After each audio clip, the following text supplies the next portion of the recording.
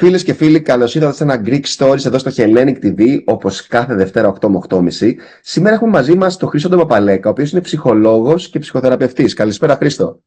Καλησπέρα, Αύγουστε. Ευχαριστώ πολύ για την πρόσκληση. Είμαι χαρά μου να βρίσκομαι εδώ. Η προηγούμενη συνέντευξη ήταν πριν 2-3 χρόνια, αν θυμάμαι καλά. Είναι φοβερό, έχει περάσει τόσος καιρός και τελευταία φορά σε είδα και από κοντά πριν 2-3 χρόνια. Είναι... Ναι, τα είπα. Και ευχαριστώ και πάλι για την αξιέπαινη προσπάθειά σου μέσα από το Greek List. Ευχαριστούμε. Και το Hellenic TV εδώ κάνουμε ό,τι μπορούμε να δείχνουμε στην ελληνική κοινότητα όλους τους Έλληνες και Ελληνίδες επαγγελματίες. Και είσαι ένας από αυτούς, μένεις στην Αγγλία. Πού είσαι, πού είναι η βάση σου? Δουλεύω ως ψυχολόγος και ψυχοθεραπευτής σε ένα ιδιωτικό νοσοκομείο στο νοτιοανατολικό Λονδίνο και έχω και την πρακτική μου. Είμαστε κοντά στην περιοχή του Bromley. Του Bromley. Οπότε μου έλεγες πριν να αρχίσουμε την εκπομπή ότι πολλοί Έλληνες πια προτιμούν το διαζώσεις και θέλουν να σε βλέπουν από κοντά. Ναι, αυτό είναι αλήθεια.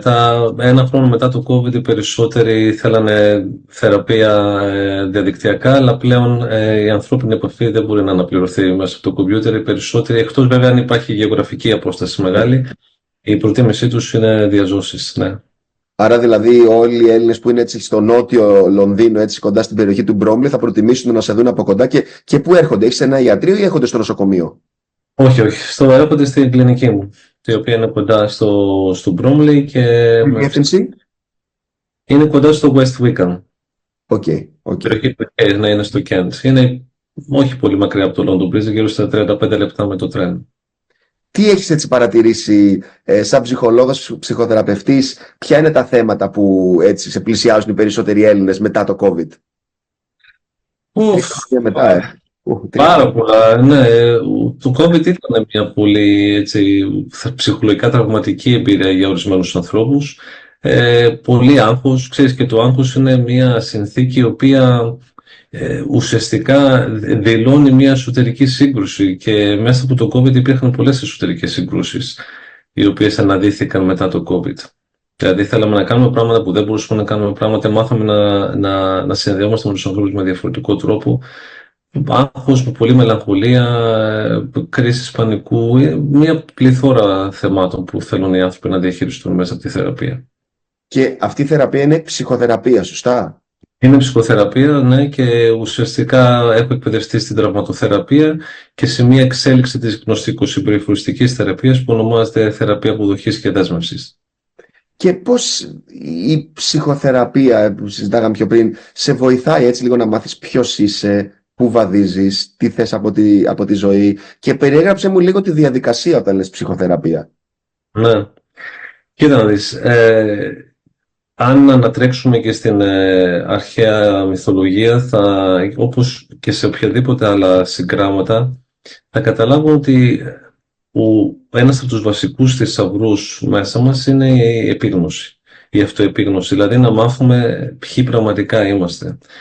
Αυτό μέσα από την ψυχοθεραπεία μπορεί να επιτευχθεί, αλλά χρειάζεται και την ελεύθερη βούληση, γιατί η ψυχοθεραπεία δεν είναι ένας εύκολος δρόμος. Η επιλογή λοιπόν του να μπορέσω να εκτεθώ, να ανακαλύψω κομμάτια του εαυτού μου τα οποία ενδεχομένως ποτέ να μην τα ήξερα, είναι επιλογή η ψυχοθεραπεία. Και από τη στιγμή που κάποιος θα έρθει στο γραφείο μου,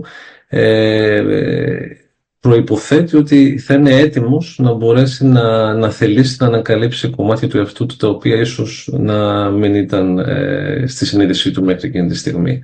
Και είναι μια πολύ γενναία επιλογή, Αυγούστινα, το να ξεκινήσει κάποιο ψυχοθεραπεία. Να μάθει πραγματικά ποιος είναι. Προσπαθώ να καταλάβω έτσι ποια είναι η διαδικασία της ψυχοθεραπείας. Δηλαδή έρχεται ένας ασθενής και σου λέει θέλω να ξεκινήσουμε ψυχοθεραπεία.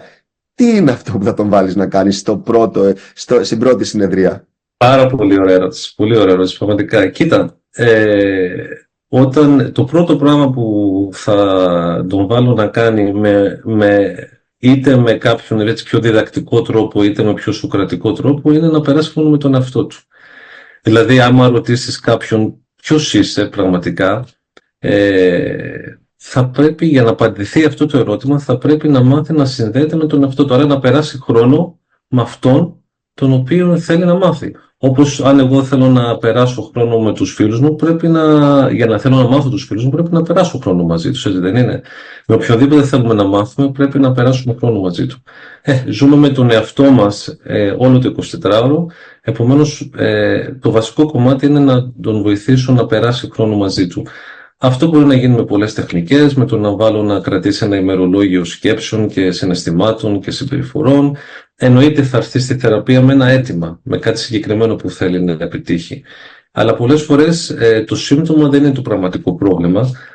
Το πρόβλημα είναι άλλο από το σύμπτωμα. Δηλαδή μπορεί να είναι το σύμπτωμα του άγχους, αλλά το πραγματικό πρόβλημα να έχει να κάνει με την αυτοεκτίμησή του.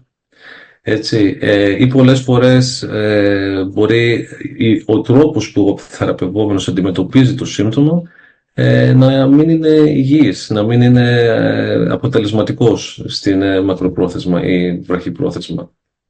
Και όταν την ψυχοθεραπεία δεν πρέπει να αρχίσει, να έχεις ένα starting point, δηλαδή πρέπει να ορίσεις κάπως τον εαυτό σου. Πώς μπορείς να ορίσεις ποιος είσαι σε αυτή τη διαδικασία? Πολύ ωραίο ερώτημα και αυτό. Κοίτα να δεις. Από τη δική μου μεριά πρέπει να ορίσουμε τι είναι ο εαυτός. Έτσι. Πολλές φορές όταν ρωτάω τους ανθρώπους ποιος νομίζεις ότι είσαι μέσα από τη θεραπεία, ρωτάω ποιος είσαι και μου λένε όλοι οι άνθρωποι μου λένε τους ρόλους τους. Δηλαδή είμαι πατέρας, είμαι ο Αυγουστίνος, είμαι ο Χρήστος, είμαι επαγγελματίας, είμαι φίλος, είμαι σύζυγος, αδελφός κτλ. Αυτό όμως το κομμάτι είναι η ρόλη, έτσι, του ποιοι είμαστε. Είναι δηλαδή κάποιες ταμπέλες τις οποίες έχουμε μάθει, οι οποίες είναι συνδεμένες με συμπεριφορές και συναισθήματα και σκέψεις. Ένα άλλο επίπεδο του ποιος είμαι μπορεί να οριστεί μέσα από τις σκέψεις μας. Πολλές φορές ορίζουμε ποιοι είμαστε μέσα από τις σκέψεις, τις συναισθήματα. Λέμε είμαι αγχωμένος, ή είμαι αποτυχημένος, ή δεν είμαι πολύ καλός. Άρα ουσιαστικά ταυτιζόμαστε με ένα εσωτερικό υλικό. Και υπάρχει ένα άλλο κομμάτι στη θεραπεία, ένα άλλο επίπεδο, το να παρατηρήσεις, να μπορέσεις να μάθεις μέσα από τη διαδικασία, να παρατηρείς όλο αυτό το υλικό, σκέψεις, συναισθήματα, συμπεριφορές, παρορμήσεις, αλλά και όλους τους ρόλους σου και να μπορέσεις να επιλέξεις να μην ταυτιστείς με αυτούς τους ρόλους όταν σου είναι ανθυγιεινό και να μπορέσεις να επιλέξεις αν είναι υγιές για σένα και αποτελεσματικό να ταυτιστείς μαζί τους. Δηλαδή, εγώ τώρα με σένα είμαι ομιλητής, αλλά όταν τελειώσει δεν θα είμαι ομιλητής, θα έχω έναν άλλο ρόλο. Το ίδιο συμβαίνει και με το ρόλο του ψυχοθεραπευτή. Είμαι ψυχοθεραπευτής μόνο όσο συσχετίζομαι με τους θεραπευόμενους. Όταν τελειώνει η θεραπεία δεν είμαι. Πολλές φορές όμως στη ζωή ταυτιζόμαστε με αυτούς τους ρόλους και τους αφήνουμε να μας οδηγούν. Παρότι εκείνη τη στιγμή δεν είναι υγιές, δηλαδή μπορεί να έχω ένα ρόλο ότι λέω πολλές φορές θα πρέπει να λένε εγώ είμαι πατέρας πια, δεν έχω χρόνο να κάνω πράγματα για μένα. Που αυτό δεν λάθος. Σωστά. Ναι, είναι μια ταύτιση ενός ρόλου που δεν σου αφήνει πλέον να σκεφτείς άλλα κομμάτια του εαυτού σου. Λένε πολλές φορές εγώ τώρα τελείωσα. Έχω ακούσει πολλούς θεραπεύουν, πάει τώρα που είμαι στα 50, τι να πάει, 60. Όλο αυτό λοιπόν, αυτή η ταύτιση, παρότι τους κοστίζει και ξέρεις, φαίνει και μία έννοια ασφάλειας, δηλαδή ότι εγώ μπορεί να μου κοστίζει να βλέπω τον εαυτό μου έτσι, μπορεί να μην μου δίνει τη δυνατότητα να εξελιχθώ με άλλους τρόπους, αλλά μου δίνει και μία άνεση. Και μπορεί να με προστατεύσει κιόλας ότι ξέρω εγώ, αν μπορεί να απογοητευτώ στο μέλλον, δεν θα απογοητευτώ γιατί εγώ νομίζω ότι ξέρω ποιος είμαι. Νομίζω ότι επειδή είμαι αυτός ο ρόλος, δεν θα αφήσω τον εαυτό μου να πάρει το ρίσκο να εκτεθεί και να κάνει κάτι διαφορετικό. Οπότε αυτό που λες και αυτό που βγαίνει από την ψυχοθεραπεία ουσιαστικά είναι ότι θα πρέπει ένας άνθρωπος να έχει πολλούς διαφορετικούς ρόλους ή να ανακαλύψει ότι δεν είναι μόνο η ρόλη που νομίζω ότι είναι. Μπράβο. Να κατανοήσω ότι σε αυτό το πέρασμα, σε αυτό το ταξίδι της ζωής, ότι το ζω δεν σημαίνει μόνο να ικανοποιήσω τις επιθυμίες μου, τις ανάγκες μου. Ζω σημαίνει να έχω ζωτικότητα. Ζω σημαίνει να ανακαλύψω ποιος είμαι πέρα από όλες αυτές τις ταμπέλες, τις οποίες άλλοι μου έχουν δώσει πολλές φορές ή τις οποίες εγώ έχω δώσει στον εαυτό μου. Βλέπω μικρά παιδιά και λένε οι γονείς είσαι καλό παιδί ή δεν είσαι καλό παιδί. Είσαι καλός σε αυτό, δεν είσαι καλός σε αυτό. Είναι κάτι έτσι όπως ζούμε, το κοινωνικό πλαίσιο θα προσδώσει αυτές τις ταμπέλες από πολύ μικρή ηλικία. Υπάρχει μια έκρηξη στο bullying τεράστια τα τελευταία χρόνια. Έτσι, υπάρχει η μεγαλύτερη μάστιγα, είναι η μάστιγα του ναρσισσισμού. Οι άνθρωποι πλέον αρχίζουν να νομίζουν ότι γνωρίζουν ποιοι είναι μέσα από μια ταυτότητα. Είναι ψευδή, είναι μια ψευδαίσθηση αυτό. Το να γνωρίζουμε τον εαυτό βάσει μιας ιδιότητας σου φέρει την ευκαιρία να καταλάβεις, φαντάσου το σαν ένα μεγάλο κτίριο με πολλά δωμάτια. Όταν οι άνθρωποι έρχονται στην ψυχοθεραπεία μπορεί να γνωρίζουν 10, 20 Μία πτυχή. Ναι. Τα άλλα 50 δεν έχουν ιδέα ποια είναι. Και κομμάτι της θεραπείας είναι να μπορέσει να χτυπήσει όλες αυτές τις πόρτες και να αρχίσει να ανακαλύπτεις ότι υπάρχουν και άλλα κομμάτια τα οποία ποτέ δεν είχα ιδέα ότι υπήρχαν. Αλλά πρέπει να τα ψάξω, να χτυπήσω την πόρτα, ώστε να μπορέσω να ανακαλύψω περισσότερα δωμάτια. Δεν πιστεύω ότι κανένας άνθρωπος μπορεί να ανακαλύψει όλο το κτίριο. Αυτό πιστεύω είναι αδύνατο. Δηλαδή η αυτογνωσία δεν νομίζω ότι μπορεί να επιτευχθεί στο έπακρο, αλλά τουλάχιστον είναι ένα ταξίδι το οποίο θα με βοηθήσει να ανακαλύψω περισσότερα δωμάτια στο κτίριο αυτό. Και εσύ ουσιαστικά με όλα αυτά δημιουργείς ένα πλαίσιο στο θεραπευόμενο και να το κάνει αυτό. Βεβαίως, σε ένα πλαίσιο και βέβαια η εμπιστοσύνη έτσι, προς τη διαδικασία και προς εμένα, η θέληση να ανακαλύψει και ξέρεις, η θέληση έρχεται μέσα από φόβο, δηλαδή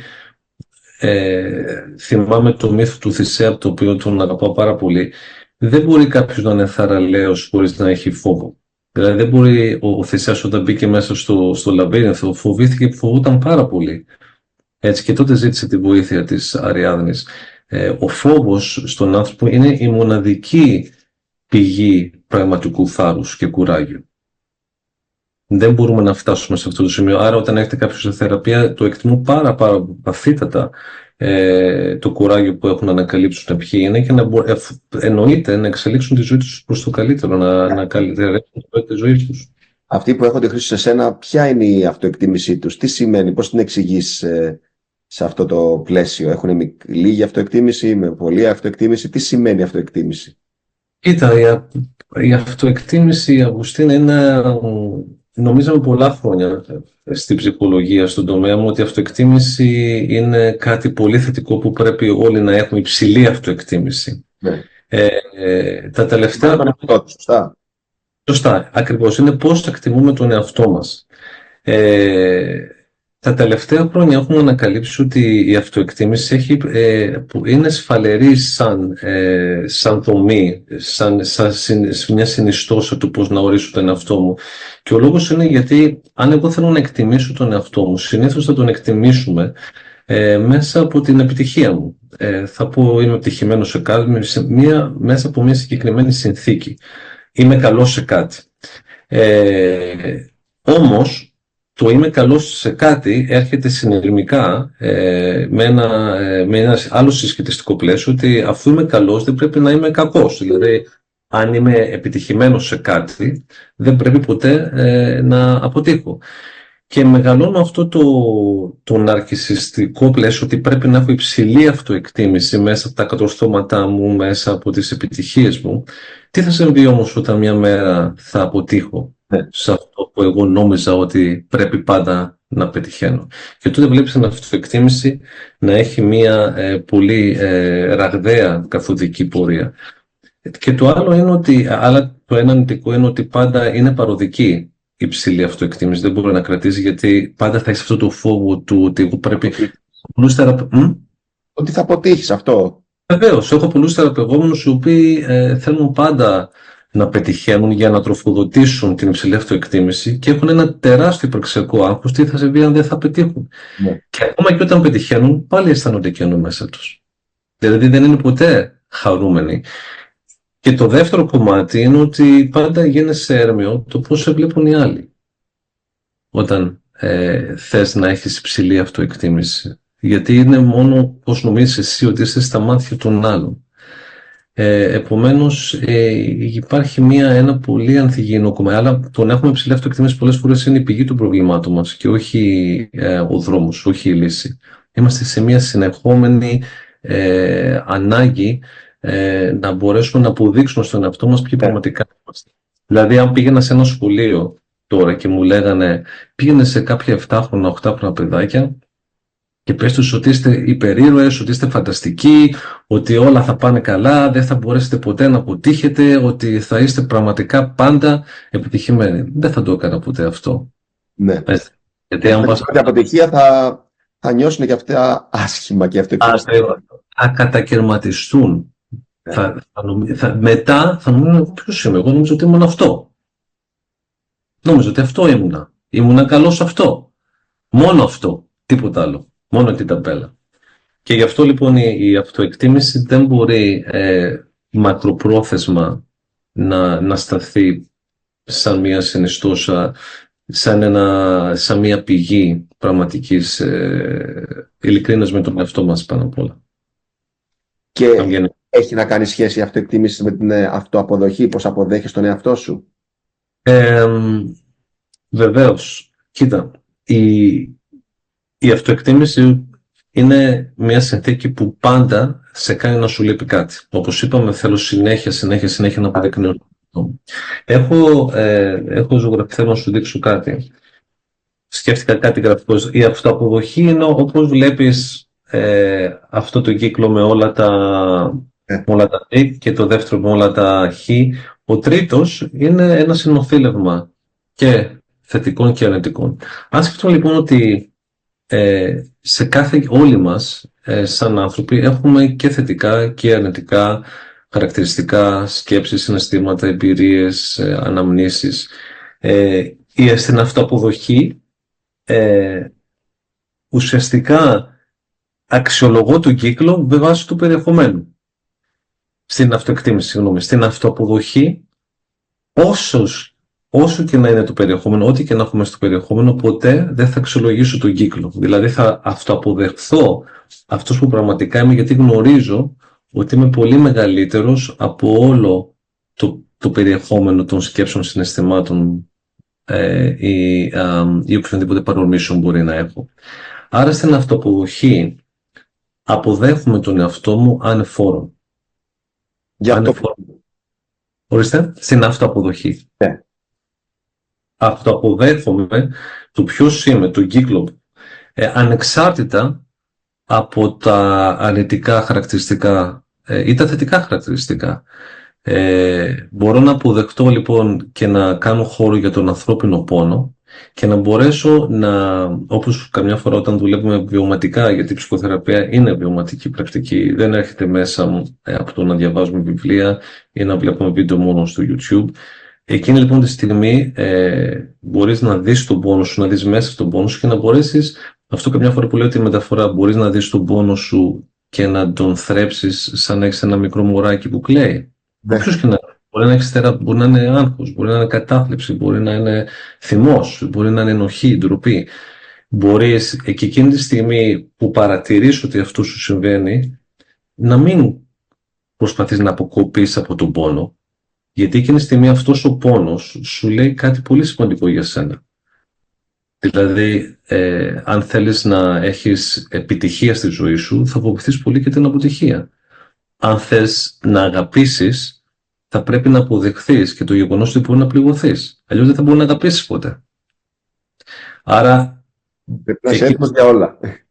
Ακριβώς. Νοηματοδοτείς λοιπόν τον πόνο με ένα τέτοιο τρόπο, ώστε να μπορείς να τον αποδεχθείς σαν ένα συνεπιβάτη, να μην μπορείς να αποκοπείς. Γιατί αν δεν το κάνεις αυτό με αυτοαποδοχή, δηλαδή με την δική σου ικανότητα να του δώσεις λίγο χώρο, αυτό που θα συμβεί είναι ότι η πρώτη μας άμυνα θα σου πει ότι εγώ επειδή πονάω πάρα πολύ όταν οι άνθρωποι με κρίνουν, δεν θα ξανασυνθώ με ανθρώπους. Θα σταματήσω να πιστεύω στους ανθρώπους, θα σταματήσω να πιστεύω ότι μπορεί να κάνω σχέση. Άρα θα αρχίσει να το συνδέεσαι. Που είναι λάθος. Είναι λάθος. Άρα ουσιαστικά αυτό που δοχεί είναι να κάνεις χώρο, αυτό που σου δείξα, τον κύκλο, και να αποδεχτείς και τις δύο μεριές. Ότι μέσα από τον πόνο θα βρεις το νόημα και μέσα από το νόημα θα βρεις τον πόνο. Άρα νοηματοδοτείται ο πόνος με ένα πολύ διαφορετικό τρόπο που ουσιαστικά λένε πολλές φορές, μου λένε θεραπεύουν, είμαι καταθλιπτικός. Δεν είσαι καταθλιπτικός ή δεν είσαι αγχώδης. Έχεις άγχος. Είναι ένα συναίσθημα. Δεν είσαι αυτό. Ναι, δεν είναι κάτι που σε χαρακτηρίζει μόνο αυτό. Ακριβώς. Και μαθαίνεις λοιπόν να είσαι αποδεκτικός στα αντιφατικά σου κομμάτια. Αυτό είναι πάρα πολύ δύσκολο, πιστεύω. Αυτά είναι τα βασικά λοιπόν εμπόδια στη ψυχοθεραπεία και σχετικά με την αυτοαποδοχή. Τα βασικά εμπόδια είναι ότι δεν θέλουμε να είμαστε ευάλωτοι.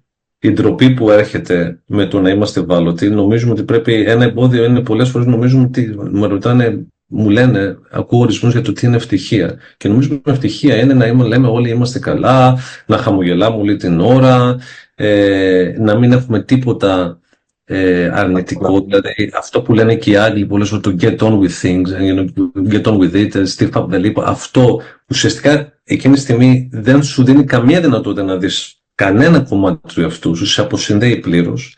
Άρα είναι ο φόβος του να είμαστε ανοιχτοί στην ευαλωτότητά μας, με ένα μεγάλο εμπόδιο στην αυτοποδοχή, που φαίνει και ντροπή, αυτός ο στιγματισμός, έτσι.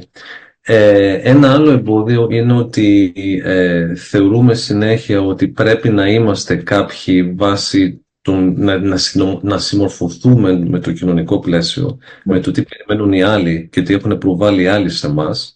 Έτσι δεν είναι? Πάμε δηλαδή μια ζωή που θέλουμε να δείξουμε ότι είναι αρεστή σε αυτά που κάνουν οι διπλανοί μας, ας πούμε, και όχι αυτά που αρέσουν σε εμάς. Βεβαίως, απολύτως αυτό, να μπορέσουμε, έχουμε αυτή την ανάγκη να συμμορφωθούμε, γιατί δεν μπορούμε να αντέξουμε ότι αν δεν συμμορφωθούμε δεν θα είμαι αυτός που εγώ πιστεύω ότι πρέπει να είμαι στα μάτια των άλλων. Αυτό είναι πολύ σημαντικό εμπόδιο. Με ένα άλλο, πιστεύω το πιο σημαντικό από όλα είναι ότι δεν έχουμε χρόνο με τον εαυτό μας. Δηλαδή, αν δεν καθίσεις με τον εαυτό σου, λίγο έτσι να κοιτάξεις τον εαυτό σου καθρέφτη και να πεις, να μην κάνεις τίποτα. Να κάτσεις 5 λεπτά στη σιωπή και να παρατηρήσεις τι συμβαίνει. Αν δεν το κάνεις αυτό, πώς γίνεται ποτέ να γνωρίσεις, να έχεις καμία πρόσβαση σε οποιοδήποτε εσωτερικό υλικό, είτε είναι σκέψη είτε είναι συναίσθημα. Και... Ναι, πες μου, συγγνώμη.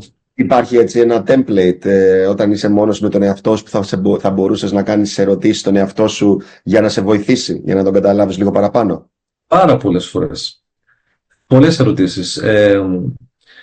Καταρχήν η πρώτη ερώτηση που πρέπει να κάνεις στον εαυτό σου είναι ότι τι μου δίνει ουσία αυτή τη στιγμή. Τι μου δίνει ζωτικότητα αυτή τη στιγμή, εδώ τώρα που κάθομαι, να παραιτηθώ από την ανούσια θεώρηση του τι είναι σημαντικό, έτσι, και να κοιτάξω και να ρωτήσω τον εαυτό μου τι μου έδωσε, για ποια πράγματα είμαι ευγνώμων σήμερα, τι με έκανε χαρούμενο την προηγούμενη εβδομάδα, πώς θα ήθελα να δω τον εαυτό μου σε 5 χρόνια από τώρα. Αν αποκοπώ τώρα από αυτό που αισθάνομαι που δεν το θέλω, ό,τι και αν είναι αυτό, αν αποκοπώ από αυτό, από τι άλλο θα αποκοπώ. Πώς θα ήθελα να με ξέρεις, πολλές φορές λέω στους θεραπευόμενους, ελπίζω, λέω, μία μέρα να μπορέσεις να δεις τον εαυτό σου του καθρέφτη όπως σε βλέπω εγώ τώρα. Χωρίς καμία ανεφόρον αποδοχή, χωρίς καμία προσδοκία να ακούσω ή να πω κάτι.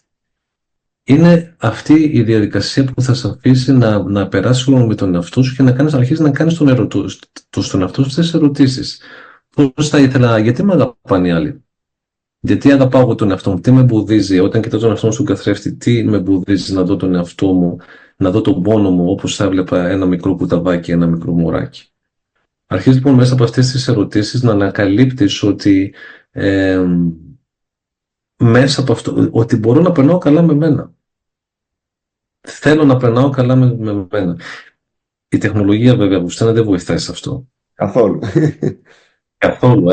Πολλές φορές και τον εαυτό μου πιάνω όταν βαριέμαι, δηλαδή τι λέω όταν βαριέμαι, όταν δεν μπορώ να έχω κάποιο ερέθισμα, να κοιτάω το κινητό. Χωρίς να έχω κάτι συγκεκριμένο. Υπάρχουν τρόποι για να το περιορίσεις αυτό? Γιατί τα κινητά έχουν φτιαχτεί με τέτοιο τρόπο και τα social media για να είναι εθιστικά. Βέβαια. Κοίτα να δεις, είναι σαν να έχεις ένα ποτήρι με νερό και να ρίξεις μέσα αλάτι, δεν μπορείς ποτέ να δειλήσεις το αλάτι ώστε να μην βρεις ούτε ένα συστατικό από το αλάτι στο νερό. Δηλαδή αποδέχεσαι ότι είναι κομμάτι τεχνολογία της ζωής σου. Εκείνη τη στιγμή που πιάνεις τον εαυτό σου να κοιτάς το κινητό, πρέπει να παρατηρήσεις καταρχήν ποια σκέψη υπάρχει πριν το κάνεις αυτό. Πριν κάνει δηλαδή τσεκάρεις το κινητό σου, να παρατηρήσεις τι έχει συμβεί σαν ένα πώς είναι το φώτι στο σινεμά, τι έχει συμβεί, τι έχει προβληθεί, για ποιο λόγο θες να το κάνεις εκείνη τη στιγμή. Και να αλλάξεις τη γλώσσα του σώματός σου, να μπορείς να πάρεις μια ανάσα, να παρατηρήσεις τι κάνεις και να συνειδητά να πεις όχι, εγώ δεν θα το κοιτάξω τώρα το κινητό μου. Και μετά θα σου πει το μυαλό, καλά, και τότε δεν θα κάνω. Τότε θα κάτσεις με τον εαυτό σου και θα κάνεις αναπνοές για 3 λεπτά. Ή τότε θα γράψεις ό,τι σου έρχεται στο μυαλό σε ένα χαρτί. Ή θα κάνεις ενσυνειδητότητα, μιας και ενσυνειδητότητας, και θα παρατηρήσεις τι συναισθήματα, τις σκέψεις υπάρχουν στο εδώ και τώρα. Πρέπει να είσαι στο εδώ και τώρα μόνο για να το κάνεις αυτό. Είναι σημαντικό το εδώ και τώρα. Ναι, γιατί μόνο εδώ ζούμε τη ζωή. Τη ζωή δεν τη ζήσαμε στο παρελθόν, τελείωσε, πέρασε αυτό, αλλά δεν τη ζούμε και στο μέλλον. Το μέλλον δεν έχει φτάσει ακόμα. Και δυστυχώς πολλές φορές ζούμε νομίζουμε ότι ζούμε στο παρόν, αλλά ουσιαστικά ζούμε σε μια προβολή του μυαλού για το μέλλον. Ναι. Είμαστε εδώ και δεν τρώμε και δεν ξέρουμε τι τρώμε. Σκεφτόμαστε όταν θα τελειώσει το φαγητό θα πάω να κάνω αυτό και αυτό. Πρέπει συνειδητά να μάθουμε να εκπαιδευτούμε στο να μπορέσουμε να είμαστε στο εδώ και τώρα. Και ανοιχτοί, αποδεκτικοί σε όλη την αντιφατικότητα της στιγμής. Σε πράγματα που δεν θέλουμε να αισθανθούμε. Όχι να την κρύβουμε κάτω από το χαλί.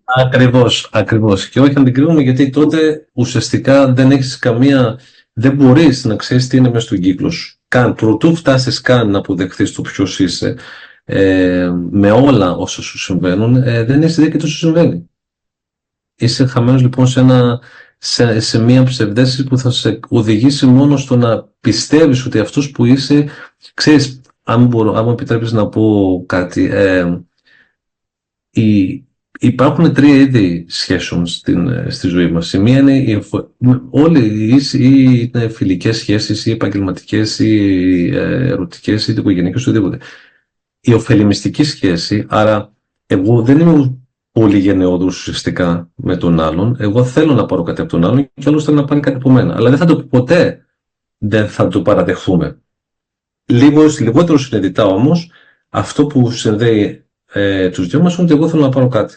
Ναι. Η δεύτερη σχέση είναι όταν θέλουμε να κάνουμε παρέα γιατί κάτι μας συνδέει κοινό. Περνάμε καλά μαζί, βλέπουμε που δώσουμε μαζί, χορεύουμε μαζί, οτιδήποτε κάνουμε. Αυτή λοιπόν γίνεται η κόλλα της σχέσης. Η τρίτη και πιο σπάνιο είδος σχέσεων είναι όταν θέλω να είμαι με κάποιον, να συνδεθώ μαζί του ανεφόρον. Πολλές φορές το βλέπεις το πώς οι γονείς αντιμετωπίζουν τα παιδιά τους. Είμαι ψυχικά γενναιόδωρος, δεν ζητάω τίποτα, δεν κάνω αυτό. Δεν θέλω τίποτα. Το μόνο που θέλω είναι να είμαι αυτό. Απλά να είσαι με αυτόν τον άνθρωπο. Ναι, να είσαι με αυτό. Αυτό λοιπόν μπορώ να το κάνω για μένα.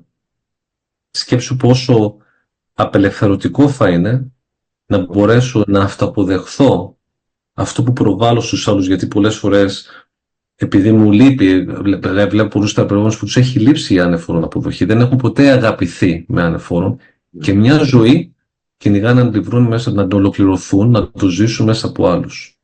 Δεν το ξέρουν, δεν το έχουν συνειδητοποιήσει, αλλά μια ζωή που προσπαθούν να βρουν κάποιον να τους δώσει αυτό που πάντα τους έλειπε. Νομίζω ήταν φοβερά όλα αυτά. Μας έκανε να σκεφτούμε λίγο πώς μπορούμε να γνωρίσουμε περισσότερο τον εαυτό μας. Όποιος θέλει να μιλήσει στον Χρήστο Παπαλέκα, έχεις ένα email? Έχω, ναι, βεβαίως. Το οποίο είναι? Είναι papalekasc@icloud.com. Τέλεια. Αλλά μπορείτε και στο Greek List. Στο Greek List και στο Google, Χρήστος Παπαλέκας, ψυχολόγος, ψυχοθεραπευτής. Σε ευχαριστούμε πάρα πολύ, Χρήστο. Θα βρούμε και άλλα θέματα να πούμε σε επόμενες εκπομπές. Είμαι σίγουρος γι' αυτό. Βεβαίως, Αυγουστίνα, ευχαριστώ πάρα πολύ για την πρόσκληση και εύχομαι καλή δύναμη. Καλή δύναμη στους έργους. Πολύ. Φίλες, ακόμα ένα Greek Stories έφτασε εδώ στο τέλος του. Τα λέμε την επόμενη ώρα, ίδια κανάλι. Καληνύχτα.